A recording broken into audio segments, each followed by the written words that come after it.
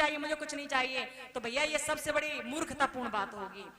कितना भी व्यक्ति के पास कुछ भी हो, लेकिन कमी कहीं ना कहीं होती ही है, और उसी कमी को यदि दूर करना है तो आपको भगवान जी से प्रार्थना करनी पड़ेगी, ठीक है। और प्रार्थना कैसे करनी है आपको भगवान से? भगवान से एक बात कहनी है, प्रभु मैं आपका साथ जिंदगी भर चाहता हूं। भगवान मुझे आपका साथ जिंदगी भर चाहिए, एक दो दिन के लिए नहीं, पूरे जीवन के लिए चाहिए। और मैं जब मर भी जाऊं तो भी आप ही मेरा हाथ पकड़ के अपने परम धाम तक मुझे ले जाओ, मैं इतना चाहता हूं। यदि ये आप ऐसी बात भगवान से कहोगे और सच्चे मन से कहोगे तो वो आपका साथ जरूर देंगे। तो हमें क्या कहना भगवान से? भगवान अपने सुंदर कर कमलों को हमारे सिर पर रख दीजिए ताकि हमारा भी उद्धार हो जाए। हाथों को खोलकर जाए, तालियों की सेवा देते हुए प्रेम से बोलेंगे सभी। एक भक्त भगवान से क्या कहता है? भगवान से कहता है वो भक्त, मेरे सिर पे रख दो कान्हा। जितने भी भक्त हैं यहाँ पर सब बोलिएगा प्रेम से, हाथ खोलकर तालियों की सेवा देते हुए, मेरे सिर पे रख दो कान्हा अपने ये दोनों हाथ, मेरे सिर पे रख दो कान्हा अपने ये दोनों हाथ, देना हो तो दीजिए जन्म जन्म का साथ, देना हो तो दीजिए जन्म जन्म का साथ, मेरे सिर पे रख दो कान्हा अपने ये दोनों हाथ, देना हो तो दीजिए जन्म जन्म का साथ, देना हो तो दीजिए जन्म जन्म का साथ।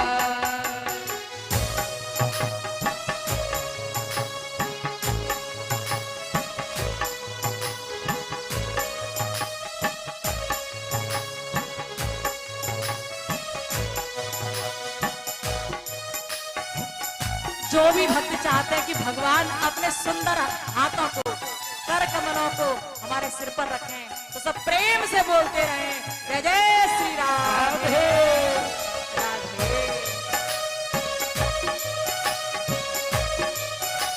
ताली बजाते रहना है सबको।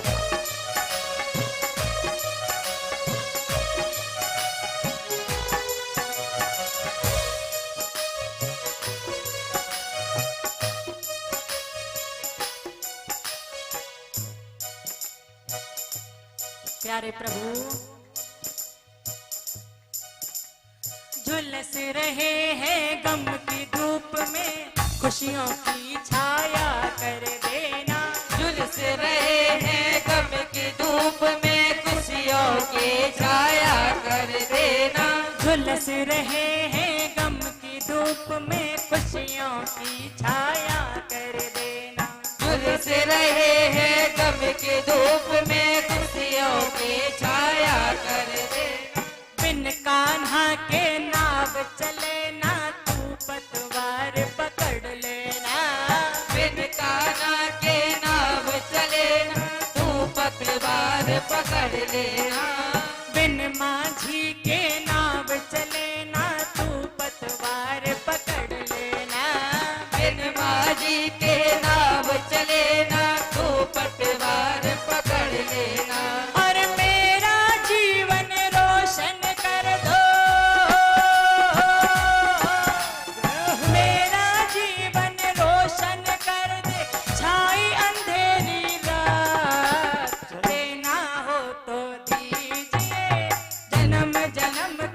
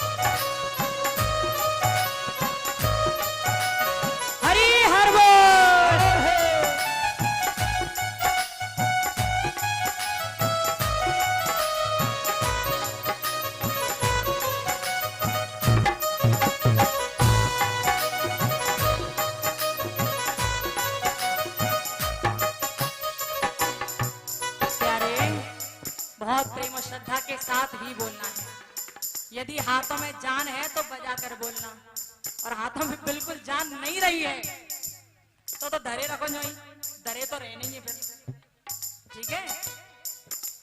प्रेम के साथ आवाज आनी चाहिए तालियों की।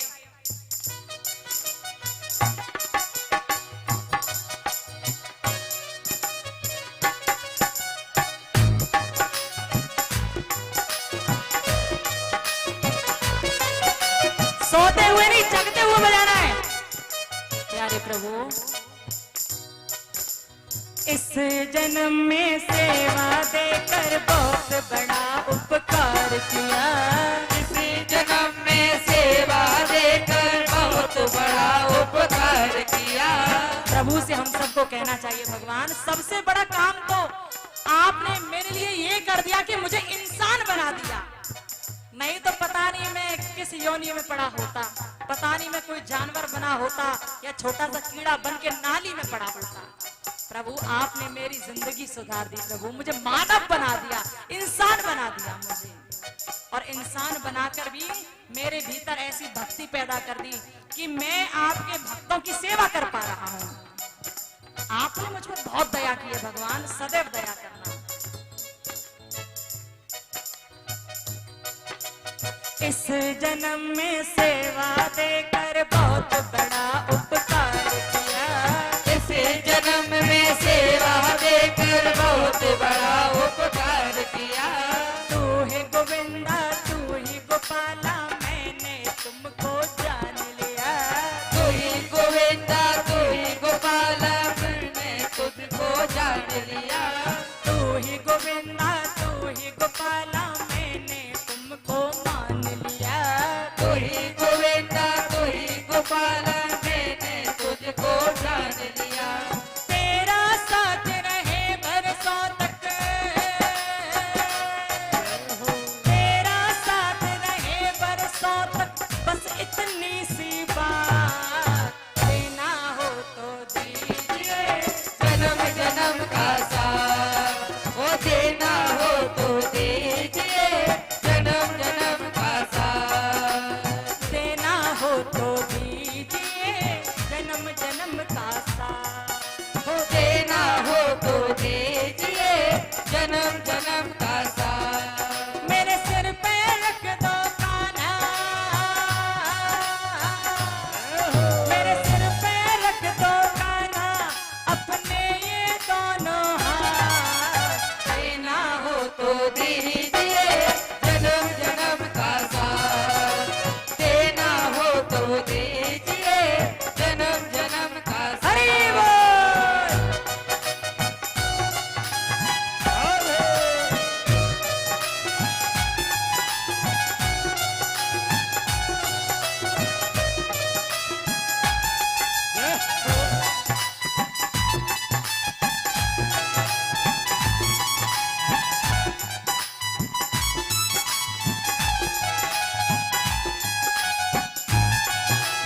तालियों की सेवा का ध्वनि हो, बोले बाबा जी हरिलाल की। जय हो। ये हाथ यही रखने के लिए नहीं आए हैं, काम कर लो इनसे, काम कर लो, बजा लो प्रेम से।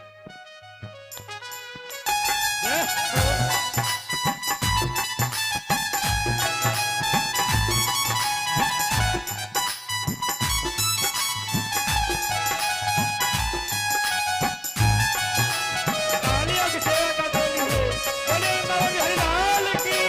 जय हो।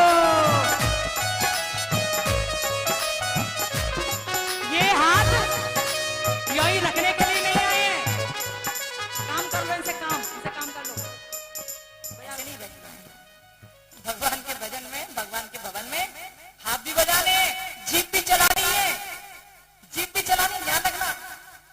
श्रवणम कीर्तनम विष्णु स्मरणम पाद सेवनम अर्चनम वंदनम दास्यम साख्यम आत्मनिवेदनम, इन 9 भक्तियों में से 2-4 भक्तियों के द्वारा भी भगवान का ध्यान कर लोगे ना तो भी भगवान मिल जाएंगे, तो भी मिल जाएंगे भगवान, याद रखना। कौन सी 9 भक्ति बताइए अभी? श्रवणम कीर्तनम विष्णु स्मरणम पाद सेवनम, पहली भक्ति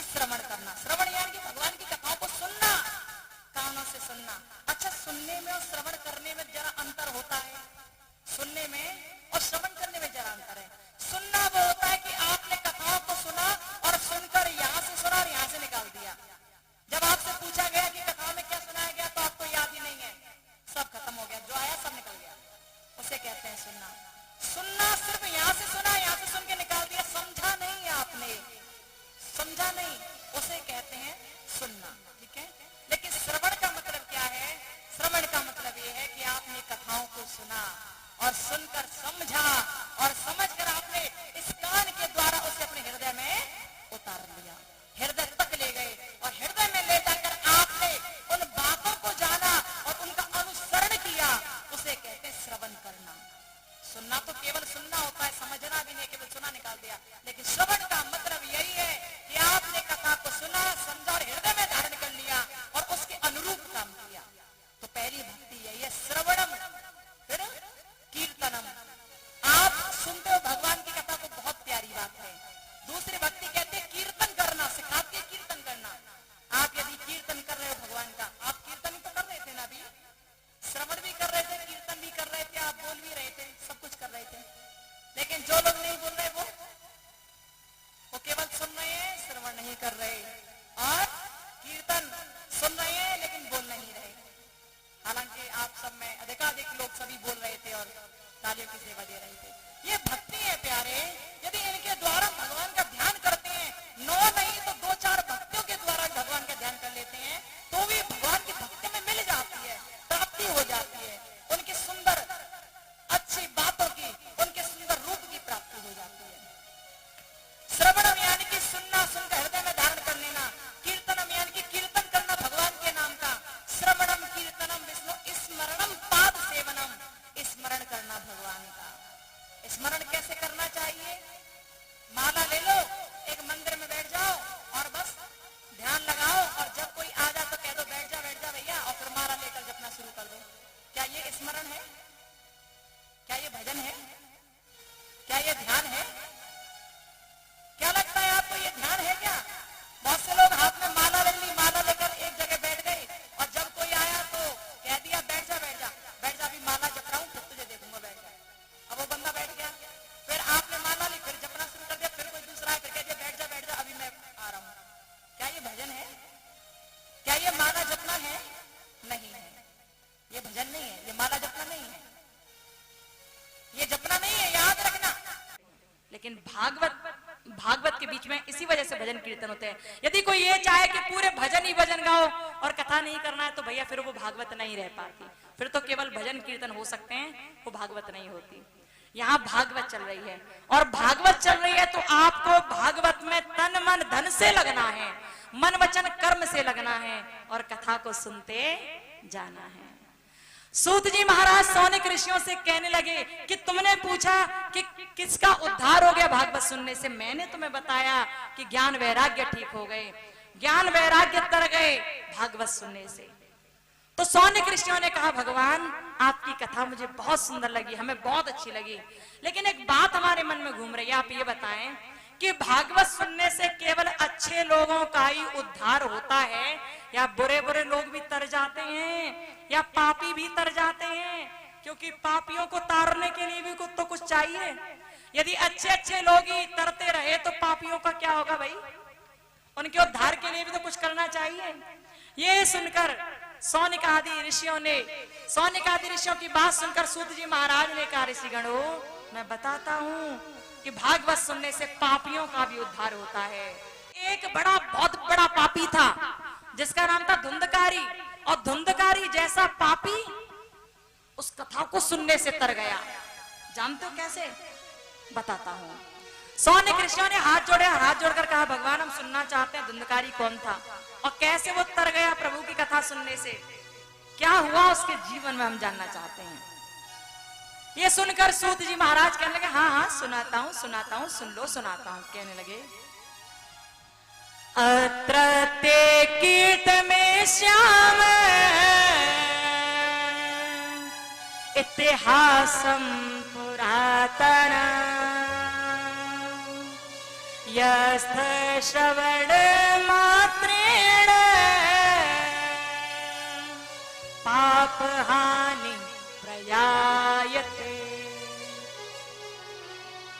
श्री कृष्ण गोविंद हरे मुरारे, हे नाथ नारायण वासुदेवा, जिह्वे पिबस्वामृत मेतदेव, गोविंद दामोदर माधवेत। सूत जी ने कहा एक बार की बात थी जब तुंगभद्रा नदी के तट पर आत्मदेव नाम का एक ब्राह्मण रहता था। आत्मदेव बहुत प्रकांड विद्वानी था, बहुत अच्छा ब्राह्मण था, लेकिन उसकी पत्नी जो थी ना अच्छी नहीं थी, बुरे कर्म करने वाली थी। उसकी पत्नी का नाम था धुंधली। धुंधली कौन है? जो रोज रोज लड़ाई करती है, जो झगड़ा करती है, पड़ोसियों से भी मार पीट करते कुटाई कर देती है एक दूसरे की। जो रोज लड़ाई झगड़ा करती है ना, और रोज चुगली करती है, घर घर जाकर इसकी उससे बढ़ा दी, उसकी उससे बढ़ा दी। आज के टाइम में भी आपको कोई ऐसी नजर आए कि इसकी बात उससे कह रही है, उसकी बात उससे कह रही है, बढ़ा रही है, लड़ा रही है, समझ लेना वो धुंधली है। समझ लेना वही धुंधली है, कि वो धुंध चाहती है, लड़ाई झगड़ा चाहती है।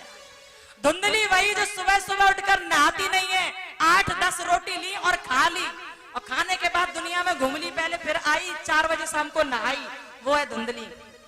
धुंधली वही है जब अपने पति के साथ तो रहती है, लेकिन पति की आज्ञा कभी नहीं मानती, कभी नहीं मानती। उसका पति कहते कभी नहीं सुनती। धुंधली वही है जो पति के घर से लोग आ जाएं तो उनके लिए रोटी भी नहीं बनाती, और अपनी मायके से अपनी माँ आ जाए या अपने बहन आ जाए तो बड़े बड़े पूरी पकवान बना के तैयार कर देती है। वही है धुंधली। अरे माताओं, माता पिता तो एक से होते, परिवार तो परिवार होता है, चाहे आपका हो या आपके पति का हो। जितना प्रेम आप अपने परिवार से करते हो, उतना अपने पति के परिवार से भी करना चाहिए। लेकिन धुंधलियां ऐसा नहीं करती हैं, उन्हें केवल अपना चाहिए, केवल अपना। ऐसी होती है धुंधली जो लड़ाई चाहती हैं, किसी का भला नहीं चाहती, किसी के पास ज्यादा चीज बढ़ जाए तो चिढ़ जाती हैं। आत्मदेव अच्छे विद्वान ब्राह्मण हैं, लेकिन धुंधली अच्छी नहीं है। उन्हीं के यहाँ पर संतान हुई, पुत्र हुआ, जिसका नाम धुंधकारी रखा गया। धुंधकारी हुआ कैसे? कि आत्मदेव ने जब देखा कि बहुत साल बीत गए लेकिन मेरे कोई संतान नहीं है, तो आत्मदेव ने सोचा कि मेरी पत्नी भी बढ़िया नहीं है, मेरे कोई बालक भी नहीं है, तो ऐसा जिंदा रहने से क्या फायदा, चलो घर छोड़ के जंगल में चलते हैं। आत्मदेव जंगल में पहुंच गए, और जब जंगल में चले गए तो मरने का निश्चय कर लिया। लकड़ी तैयार कर ली, जलने के लिए तैयार हो गए। तभी अचानक से प्यास लगी उन्हें। जब प्यास लगी तो तालाब में से पानी पीने लगे। इतने में ही देखा कि दूसरे किनारे पर कुछ संत खड़े हैं। आत्मदेव ने सोचा हो सकता है ये संत मेरी बात समझ जाएं, मेरी बात को सुनकर मेरा कुछ उपकार कर दें। आत्मदेव संतों के पास गए, निवेदन करके कहने लगे, प्रभु मैं यहाँ पर मरने के लिए आया हूँ। संतों ने कहा तुझ पे क्या भावई आ गई जो मरने आ गया तू, क्या हुआ? आत्मदेव ने कहा मेरे कोई पुत्र नहीं है, और मेरे पुत्र नहीं है तो मेरा जिंदा रह के क्या होगा, मैं मरना चाहता हूं, मुझे मरना है। और संतों ने कहा कि हम संत महात्मा हैं, और संत महात्मा के सामने यदि कोई निर्दोष व्यक्ति अपने प्राणों का त्याग कर दे तो संतों के लिए बड़े दुर्भाग्य की बात होती है। ये हम तुम्हें मरने नहीं दे सकते। आत्मदेव क्या बात है बताओ। आत्मदेव रोकर चरणों में गिर गया और बोला, भगवान या तो मुझे पुत्र प्राप्त करा दो, नहीं करा सकते तो मर जाने दो। संतों ने बहुत समझाया लेकिन आत्मदेव नहीं माना। बोला कि बिना पुत्र के एक पिता कभी स्वर्ग में नहीं जा सकता, इसलिए मुझे पुत्र चाहिए। जब बार बार समझाया, संतों ने बार बार कहा कि सब कर्मों के वशीभूत होकर होता है, जैसा कर्म तुम करते हो वैसा फल तुम्हें भोगना पड़ता है, कोई और भोगने नहीं आता। तुम्हारा पुत्र कर्म करेगा तो तुम्हारे पुत्र ही फल भोगेगा, यदि तुम बुरा कर रहे हो तो तुम ही भोगोगे उसका फल, बाहर का कोई भोगने नहीं आएगा, इसलिए पुत्र की कामना ज्यादा मत करो। आत्मदेव रोने लगा और बोला, प्रभु मैं कितना बड़ा भागा हूँ कि मेरे यहाँ आंगन में एक गाय बंधी है, उसके भी कोई संतान नहीं है। मेरे आंगन में एक कुआं है, उस कुएं में पानी नहीं, हमेशा सूख जाता है कुआं। मेरे यहाँ बहुत सारे बगीचे में पेड़ भी हैं, लेकिन किसी पेड़ पे कभी कोई फल लगता नहीं। कितना बड़ा अभागा हूँ। ये सुनकर संतों ने आत्मदेव का मस्तक देखा और मस्तक देखकर कहा, आत्मदेव इस जन्म में तो क्या, अगले 7 जन्मों तक तुम्हारे भाग्य में कोई संतान नहीं है, तुम संतान सुख से वंचित रहोगे। आत्मदेव कोई पुत्र नहीं है। आत्मदेव रोने लगा। आत्मदेव दुखी हो गया, संतों के चरणों में गिर गया और बोला, अब नहीं जीऊंगा मैं, अब मैं मर जाऊंगा। अब नहीं जीऊंगा मैं। संतों ने बहुत समझाया लेकिन आत्मदेव नहीं माना। तभी संतों का हृदय द्रवित हो गया, संत दुखी हो गए और दुखी होकर बोले अब क्या किया जाए। संत होते ही ऐसे हैं जो आपके दुख से दुखी हो जाते हैं। बाबा तुलसीदास मानस में दर्शन कराते और एक बात लिखते हैं, संत हृदय नवनीत समाना, संत हृदय नवनीत समाना, संत हृदय नवनीत समाना, संत हृदय नवनीत समाना, कहे का बहन पर कहे न जाना, श्री राम जय राम जय जय राम, श्री राम जय राम जय जय राम, श्री राम जय राम जय जय राम। संतों ने कहा मान जा, क्योंकि सब कर्मों के वशीभूत होकर होता है, कर्म ही तो प्रधान है। कहने लगे कर्म प्रधान विश्वर चिराखा, कर्म प्रधान ईश्वर चिरागा, जो जस करें सुतस फल चाखा, श्री राम जय राम जय जय राम, कोई न काऊ करे सुख दुख दाता, कोई न काऊ कर सोके दोग दाता, निज कृत कर्म भोगे सब भ्राता, श्री राम जय राम जय जय राम, श्री राम जय राम जय जय राम, श्री राम जय राम जय जय राम। संत सदैव सही बात बोलते हैं। संतों ने कहा आत्मदेव मान जाओ, ऐसे मत मरो, तुम जो कर्म करोगे तुम्हें भोगना पड़ेगा। यदि तुम कर्म करो और पुत्र तुम्हारा फल, अपना फल तुम्हें दे दे, या तुम्हारे कर्मों का फल पुत्र ले ले, ये संभव नहीं है, मान जाओ। लेकिन आत्मदेव नहीं माना, और जब आत्मदेव नहीं माना तो क्या हुआ, आत्मदेव ने बार बार कहा प्रभु मेरे पुत्र दिलवा दो। ये सुनकर संत महाराज द्रवित हो गए, दुखी हो गए, और दुखी होकर एक फल देने लगे आत्मदेव को। संत चाहे ना तो सब कुछ कर सकते हैं, संत चाहे तो भगवान की इच्छा को भी बदल सकते हैं, क्योंकि भगवान संतों से बड़ा प्रेम करते हैं। संत वचन पत्थर की लीखा, मोर वचन पड़ जाए फीका। भगवान खुद कहते हैं कि संतों का वचन पत्थर की लकीर होता, चाहे मेरा वचन फीका हो जाए, लेकिन मैं संतों की बात को फीकी पड़ने नहीं देता। ऐसे होते हैं संत। अब ये जरूरी नहीं कि संत होने के लिए कोई स्पेशल चोला ही धारण करना हो आपको तभी आप संत बन जाओ, कि आप सन्यासी जैसे कपड़े पहन लो तभी आप संत बन जाओ, ऐसा नहीं है।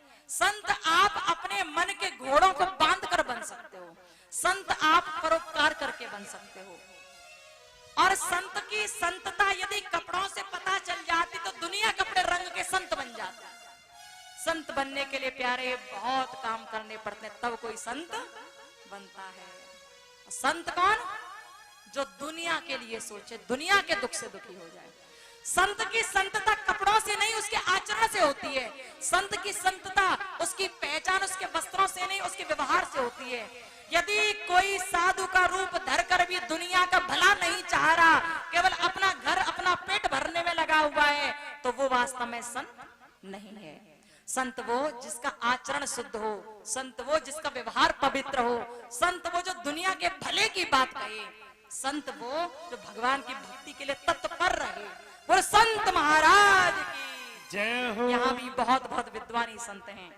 ऐसे ही संतों की आवश्यकता है जो आचरण में सुंदर रहें, आचरण से शालीन रहें, आचरण से प्रभु के भक्त रहें। ऐसे संतों की ही आवश्यकता है।